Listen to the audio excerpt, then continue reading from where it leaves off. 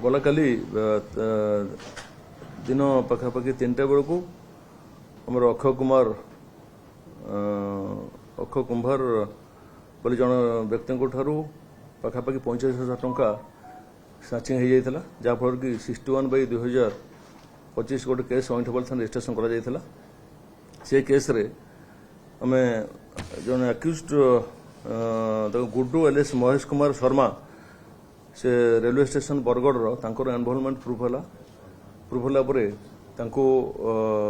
से आज सकाल धरिया आमर जेहेतु इनवॉल्वमेंट प्रूफ है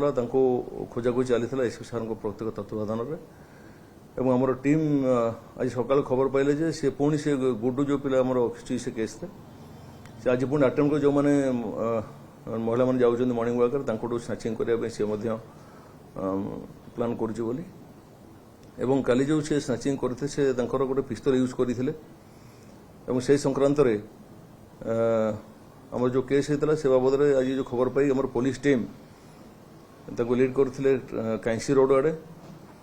से आमर लमडुंगुरी टेम्पल पाखे से भोर पखापाखि 5:40 समय से पुलिस देखी पुलिस उपर को से पिस्तल रू 2 राउंड फायरिंग स्टार्ट करते पुलिस मारिदेवा उद्देश्य जब प्रतिहत करने से फायरिंग लाइन रू पुलिस रक्षा करने जाई से जमती से एनकाउंटर से आमको पुलिस उपर को फायरिंग करें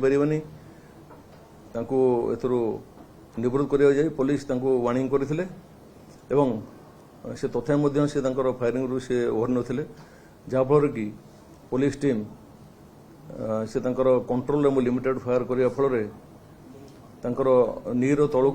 आंठूर तलू बाम गोड़े इंजुरी होता इमिडिएटली शिफ्टिंग कराई बुर्ला हॉस्पिटल को से बर्तमान चिकित्साधीन अच्छा एवं पाखर मिलता से जो कंटिमेंट पिस्तल अच्छी 7mm